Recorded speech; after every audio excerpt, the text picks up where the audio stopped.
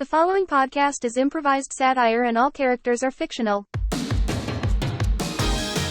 Hello, dear listener. I'm Dean Ardenfell, and this is Corporations Are People Too, the podcast where I interview employees of the many subsidiaries of my favorite multinational conglomerate, Hogswood-Cooper Media. My first guest is the editor-in-chief of Feather and Soil, the luxury gift guide for shoppers with discriminating taste. The guide, which is available online and in catalog form, offers everything from jewel-encrusted dog collars to private yacht vacations and more. In her spare time, she leads underwater yoga classes. Please welcome Dana Van Frankel. Hi, Dana. Hello. Wow, what an interesting thing. It's coming up on the holiday season, and certain people who are in the know can get your catalog, huh? Yeah, I mean, we are a catalog company, but I really think of us as being more of a wellness company, It's just with something like the jewel encrusted dog collar, it's really all about how your dog feels about itself. And we want to instill ourselves, our pets, our plants with that sense of beauty and confidence that really, makes everyone feel good inside and out. Right. So if you have a dog and they're in anything less than, a $40,000 jewel encrusted dog collar, how is that dog expected to have self-esteem when it goes out there in the world? Yeah, I mean, well, we do, we love our fur babies and we want to do everything possible to extend the life of our pets. And, recently studies have shown that jewels can increase the lifespan of a pet by 30 or 40%. Wow. There was a recently conducted study on, never mind. Yeah. And I know that your company does have a lot of, you actually have a whole department of scientists whose whole job it is to study these things and provide results like this. Yeah. I mean, and results is how we think about it, right? We are a data-driven company. And so, we're really looking for, not just the private yacht vacation, but, how is the private yacht vacation making our welcomed guests feel, and we're consistently being rated 10 out of 10. Wow. So people really like this. And, my listeners could be forgiven for not maybe hearing about your company because it is sort of more of you have to be in the know, sort of in the 1% to get this catalog. I mean, you've got... the prices on some of these things are a little steep, but that's sort of part of the appeal, right? Well, I mean, you really get what you pay for. Of course, if you're going to go on a yacht vacation, do you want to be on the yacht vacation with, who knows who? Who knows who could be on that yacht? Do you trust the safety for, your children, your pets, just, around a bunch of other vacationers? You need the boat to yourself, right? And so in a way it's a discount when you think about everything that you're getting out of the experience. Yeah, I'm sure there is peace of mind that comes with let's go on a yachting trip and not have to worry about sort of dirty other people who might be nearby. Yeah, I mean, it's really, it's a holistic yacht experience. We have to mind everything, the lights, the sound, really the smells. It's the smells of other people that so often changes our experience. Sure. Yeah. Yeah. And I know you have products to address that too. You have products that are exclusive, perfumes and scents and things that absolutely are intended to sort of create a barrier between yourself and other people. Yeah, I mean, really, the foundation, really, the ethos of our collection is, we want to have products to gift that will let the people in your life know that you do love them, even though none of your behavior demonstrates that. Well, I mean, that's a thing with if you're looking at the 1% of society, and that it might just be that those people have a different way because they're better than the average people, have a different way of expressing love and affection, and they do it in the form of Feather and Soil products and experiences rather than time invested or demonstrative love or things like that. Right. I mean, sometimes people at this level, they may not have had time to necessarily see or interact with their children, for a few months. And, I mean, you may need to show your child that you love it. Can I say it? Sure. Yeah. It by, giving perhaps a toy car that was really made by Mercedes, Yeah. I mean, Hot Wheels, things have really changed a lot since we were children, right? Like we don't feed our children the same breakfast cereals anymore. Our understanding of health has changed, and our understanding of the gifting space has evolved as well. The gifting space and childhood development, and we don't want to judge. We know that these Hot Wheels parents, they're doing their best, but is that enough for your kid? Yeah, they're doing their stinky, smelly best. Yeah. So if you, I want to get into some of the products and experiences that you offer. I have a few listed here, and maybe just maybe you can tell me a little bit about how you go about as the editor-in-chief selecting these experiences, because there's limited real estate in the catalog, right? Yeah. So you've got normal stuff like Prada sandals, and there's a Burberry diamond ring pillow for your jewelry, and a Busendorfer grand piano, things like that. But also, I noticed some of the experiences are really interesting, like have Banksy paint your luxury yacht in the middle of the night for $350,000. Yeah, I mean that really is a discount, right? Sure. You think about how much it would take for Banksy to paint your yacht, and what kind of price would you put on that? $1 million, $2 million, sure, right? Yeah. But then here it's available to you, for the same price as a starter home in some kind of terrible mid-sized city. Sure, right.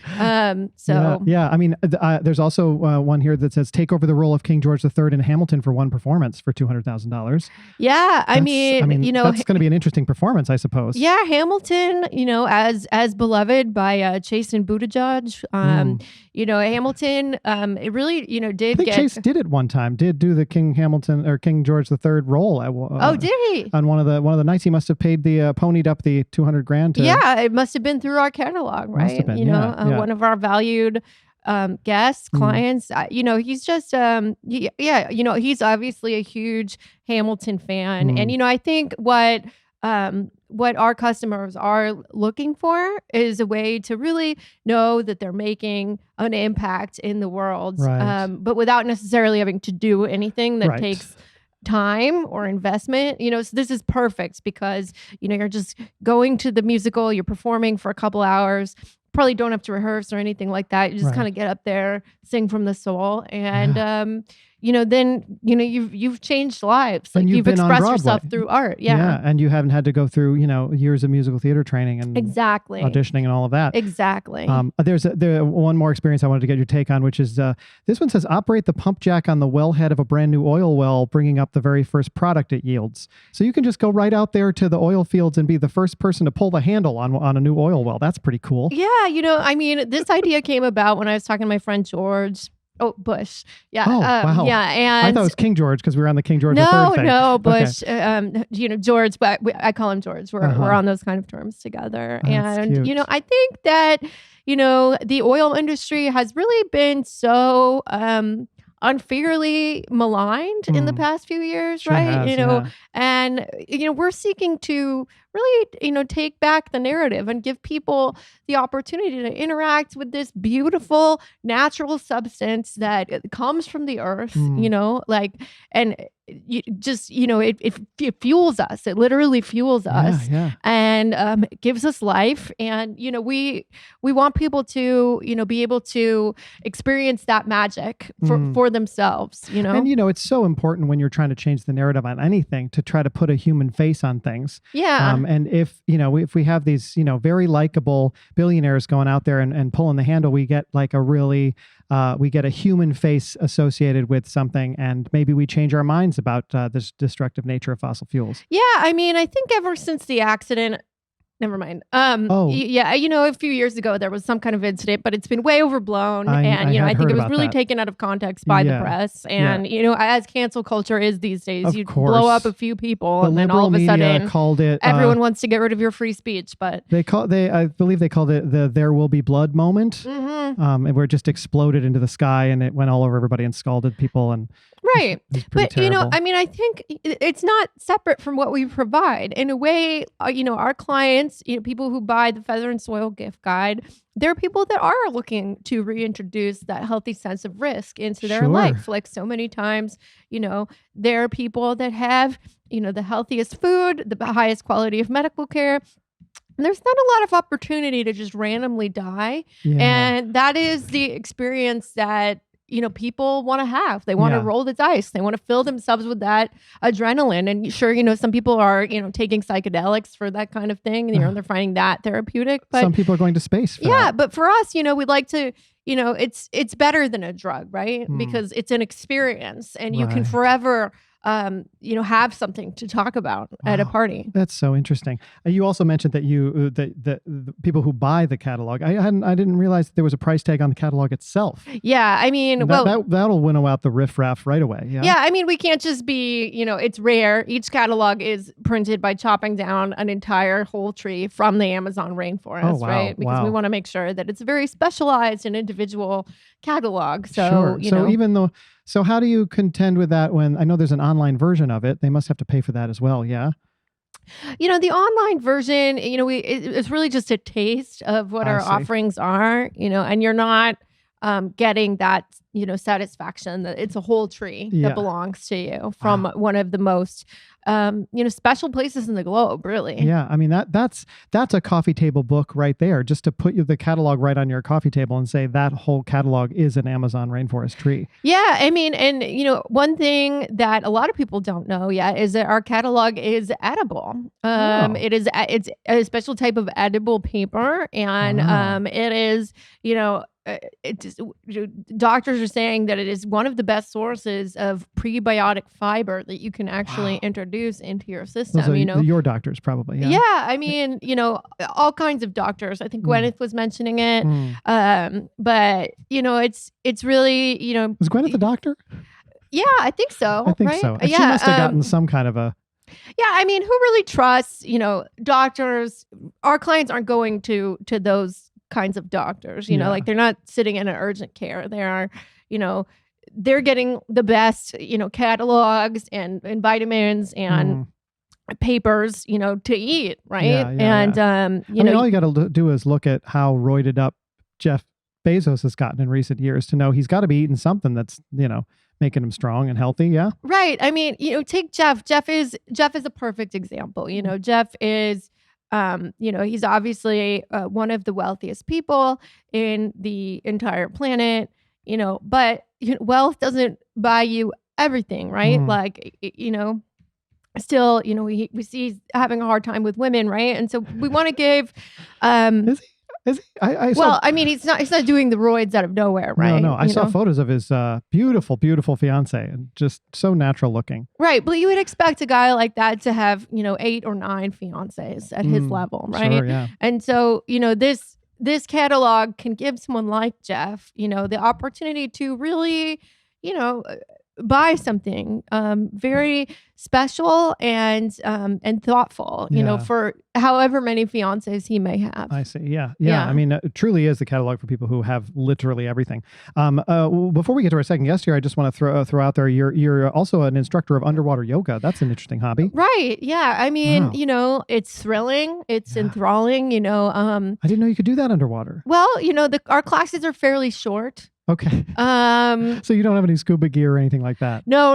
It's gear free. Yeah. We call it the naked experience. Not literally naked, but naked as in sans equipment. But each class is but somewhere between 30 and 90 seconds long. Okay. And it's very reasonably priced at $500 per class, but obviously we sell packages as well. Sure. And, it's a really, it's a chance for people to, connect with their inner witness. Yeah. I mean, this is so interesting, and it really connects back to your job, because when we first started this conversation, you talked about health and wellness, and really you're looking to help people, create the best versions of themselves. And it sounds like your underwater yoga practice does that as well for people. Right. I mean, I'm not trying to knock land-based yoga. I know that, You're not going to hate on a goat yoga? Yeah. Some people do have success with that, but, we find that the body is capable of all kinds of other things underwater, so we want you to stretch yourself, but also to stretch yourself, right? Yeah, wow. Like, it's not just a one kind of stretching. It's stretching, but it's also stretching, and that is what the underwater yoga experience you're stretching provides. Your lungs and your body and your spirit and all of it. Yeah, Gwyneth is a huge fan. I'm surprised to hear you speak about Gwyneth on a first name basis. Seems like her guide might be direct competition with yours, no? I mean, look, I really admire what she's doing, but, when you think of feather and soil, it's not, our brand isn't associated with something like a vagina scented candle, for example, right? We're not targeting, these, perhaps a lot of suburban women who maybe send their kids to public school, or work a job, or they might be a VP or a partner or something. I think that is the demographic for Gwyneth's work, and I really appreciate that, because we need people who serve, our less advantaged populations. Gotcha. Yeah. Less advantaged being VPs of companies and things like the people that Gwyneth is. And we like those people deserve holiday gifts as well, right? And they can have their vagina eggs, and your catalog is a little higher class than that. Yeah. It's, it's really, it's a gift for the most gifted, right? Like it's specials for the most special gift for the most gifted, special for the most special. This is all very exciting and interesting, and I'd love to come back to you and talk to you a little more at the end. Well, folks, my second guest today has a bunch of holdings, and it's up to her how hard she decides to squeeze. We're going to find out what that means, but first, let's pause and hear a quick word from our sponsor. Don't go anywhere. We'll be right back.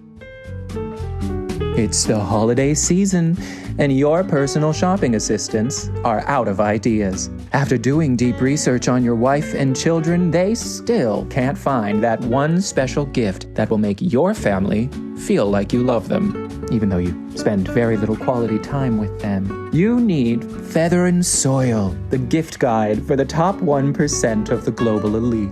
Of course, our gift guide has swimming pools and grand pianos, but we also offer experiences.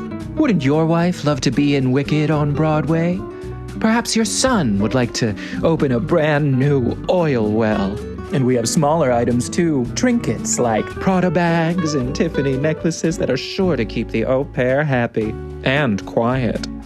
Inquire about the Feather and Soil catalog today, and tomorrow we'll be shredding a Brazilian rainforest tree into a fine edible pulp, all to print your bespoke catalog just in time for the holidays. Feather and Soil. If you have to ask, you can't afford it.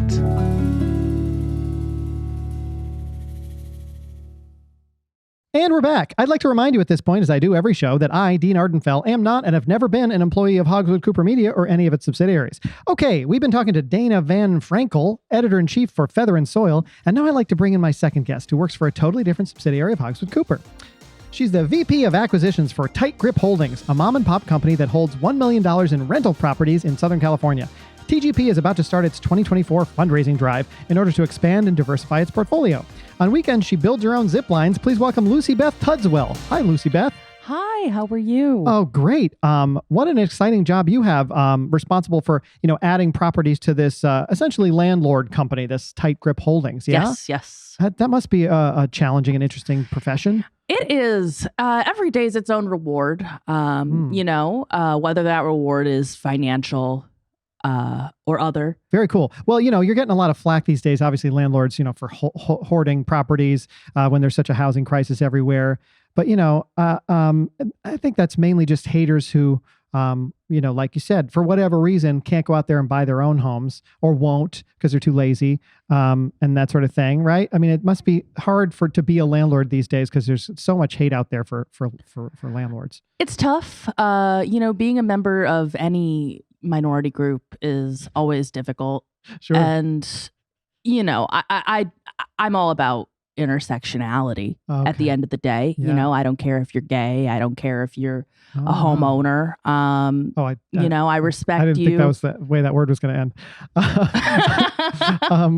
So I'm sorry. What did you think I was going to say? I won't say it, but I do find it interesting you think of a landlord as a marginalized group. Well, people definitely, don't like us. Yeah, that's true. And you're in the minority. So that by its very nature, you are a minority. The 1% is the minority. I mean, it's just math. Yeah, that makes sense. Yeah. I mean, you got a lot of millennials out there today, or Gen Z, whining that, I got to pay 70% of my income on housing to rent, or I have to skip my meals to afford a place to live. How do you respond to that kind of whining? Well, I guess, there's two ways to respond to it, really. You can meet their whining with more whining, and then you get into this endless whining loop. Yeah. Or you can raise the rent, and then they're too busy working more to whine. Oh, is that what's happening? Yes. See, I always thought it was like inflation and, hoarding wealth and all these different reasons for rent consistently being. I just don't like the criticism. It's just, that is your response to criticism. Oh, God, it's a punishment. And it is punitive. Oh, okay. yeah. Because I was wondering, because you're saying essentially like if they're working harder, they're not complaining. And that because they don't have the time or the energy, they're exhausted. Okay, interesting. So it's both. It's both punitive and it is Effective. A way to get them to shut up, I guess. Yes. See, Silencing them. Yeah. Interesting. I would never have thought of that as a strategy. Hey, if I charge enough for these properties, and they won't have any choice but to pay them money, which means they have to work harder, which means they won't have time to complain to me. Exactly. Oh, it's genius. So you're also getting raked over the coals by the liberal social media for you've started this upcoming fundraising drive where you're actually literally asking your tenants for donations because it's been so hard to diversify your portfolio during COVID and stuff. It's been diversification of my portfolio during COVID was probably one of the worst things to happen throughout the whole pandemic. Is that so? Yeah. The quality of my portfolio plummeted. Really? God, it was awful. It was awful. I had tenants who refused to get out of their apartments. Yeah. Right. Despite the fact that I had tenants willing to pay more money for the units. Sure. And legally, I can't go in there and I can't say, hey, you don't live here anymore? Yeah, that's wrong. There were like a couple months there where legally landlords were not allowed to evict people. And that must have been really hard. That was really hard for us. Yeah. That was like really traumatic. Yeah. Like, I hate to say the word toxic, but it was toxic. Wow. It's so interesting hearing this from your perspective, the idea of landlords as marginalized people who are dealing with toxic culture and really, having people taking advantage of you, really. Always, always. That's what happens, Sure. No good deed goes unpunished. Right. And so the good deed of you trying to raise a whole bunch of money from the tenants of your properties for the purposes of the stockholders diversifying their portfolio in this company, you're getting pushback from those tenants, and they're saying, "Oh, we don't have any extra disposable income. What do you think? What do you take us for?" So it doesn't feel like it's been particularly effective in raising capital for you. Not quite. No, not quite. But I will say we've figured out a way, and you can try this with your business. But we have figured out a way to play into the culture war. Oh, right. Interesting. So you see these kids, these people, these working class folks, they got to pay their rent. Okay. So sad. And they're always complaining. They're always upset. Sure. And so what we do is we go, look at these baristas. Mm-hmm. Look at these pierced them baristas. The snowflakes. Who think that they can just live in a home. Yeah. Yeah. And then that gets people mad online because they don't like them because they have septum piercings. I see. And then they give me money, and I've actually raised a lot of money because of this. So if I'm reading this correctly, you've ginned up a phony culture war to raise capital from working class conservatives. Yes. So smart. Yeah. They get really upset. Yeah, they sure do. When you say things. Yeah. Wow. Well, when you start hitting all those trigger words like snowflake and God, it's like a password. Yeah, well, it's like a whistle that only they can hear. I don't know what you call that, but socialist money, please. Yeah. Oh wow, I'm so glad that you're finally turning that around, and you're actually going to be able to diversify that portfolio. Yeah, we're going to be able to diversify the hell out of it. That's great. And you build your own zip lines. I do build my own zip lines, but that's a passion project. From point to point. Yes. What kinds of points make for good amateur zip lining? Well, we have quite a few. My favorite is the one that we have that runs from City Hall down to the library. Oh, wow. Yeah, the city has not sanctioned it. They've taken it down several times. Interesting. But we have gotten seed funding from several VCs to keep it going and fight the legal issues. Okay. And this is just for your own personal hobby. This is you're fighting City Hall literally to be able to put a zip line on their roof. Yes, my dream has always been to zip line from City Hall to the library. I've made 3 trips so far. Amazing. None of them successful. Oh, no. Yes, what I've fallen 3 times. Okay, I was going to ask what makes for an unsuccessful much like zip. Jesus. Okay. Oh, interesting. Okay. So when you fell, were you at the high end or the low end or somewhere in between? Oh, pretty high. Okay. Pretty high. Yeah. There was a net. Oh, there was a net, but I fell through it. So. Okay. Wow. Did you have any permanent injuries or anything? Nope. Pretty soft soil. Okay. Pretty soft soil in City Park. Interesting. Gotta hand it to him. Oh yeah, the park is in between, I suppose. Yes, So that was probably helpful. That's great. Well, very interesting. Well, I'd love to bring my second guest back in here and see if there's any. I always like to see if there's any sort of connection, or any synchronicity, ways that you guys could work together, or that sort of thing. You've both got interesting hobbies and work with a lot of 1% very wealthy people. Yeah, I mean, it is really important to me as well to, stand up for the marginalized like landlords. Yeah, so I really appreciate the work that you're doing. Thank you so much. Thank you. Wow. Thank you for that. Interesting. That is so rare. Yeah, it's just, with cancel culture being what it is now. And people God, I like her. Yeah. Yeah. People just feel so entitled to live in a house. I know. It's disgusting. Yeah. Yeah. Could you foresee any way in which your 2 companies could, find some way to work together, do you think? Ooh, we could do a collab. I mean, I would be surprised if they're not already working together. Sure, being held by the same way. holding company. I mean, I would say many of our clients are landlords, some and some are we have the CEOs of the large banks who are really also essential to providing housing. Yeah. Yeah. So we care about the same things. We do. I've been a fan of yours for a while, actually, Dana. Have you ever purchased anything from our gift guide? I have. Oh, do you feel comfortable saying what it was? I absolutely feel comfortable. Wow. I did. I purchased a solid gold TV stand for my nephew's brother. Oh, amazing. So one of our kind of like lower end items. Yes. Yeah. Yes. Wow. Yeah, I wasn't going to go all out for the nephew brother. Yeah, he's just a child, right? He's he is 46. I mean, I'm not trying to generalize here, but so often men will never know if something is gold or platinum. No, they have no idea. It could be filled. They have no clue. It has also been said that the uber wealthy male set at 45 is essentially a child. Yeah. So you bought a solid gold TV stand. Solid gold. Yes. Wow. I can't even imagine. It is just so scratched. It was a really bad idea. It's like 10 carat. It's very soft. Yeah. It's so soft. Gold is soft, isn't it? Yeah. It immediately absorbed the television. Well, I mean, with all of our products, Where it does he really live? Is it hot there? No, just the weight, the sheer weight. Okay.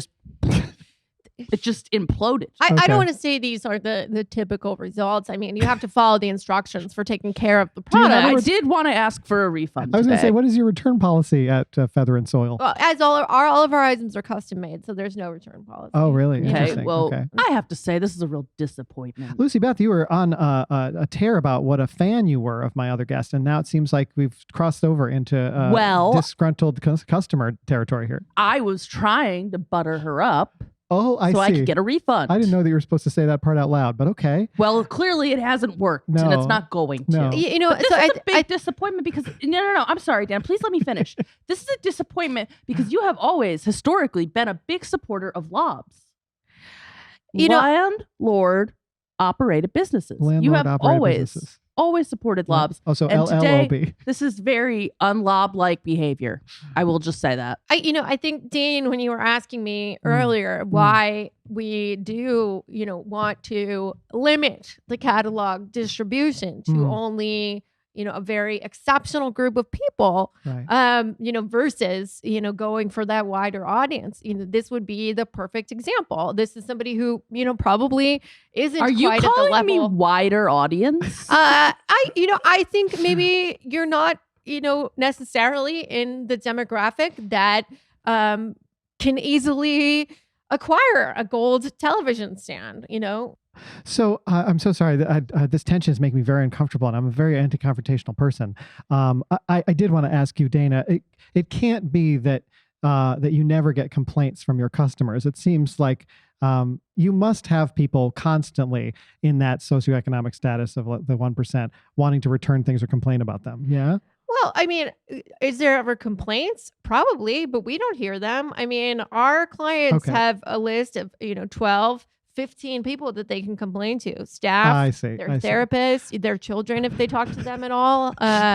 So maybe Lucy Beth, maybe there just needs to be a few more people for you to complain to in your life. Can I ask you a question? Sure. Yeah, of course. Anything. Do you own your home? No, absolutely not. No, I live in a basement apartment. It is rented. We love to hear that. Okay. Thank you.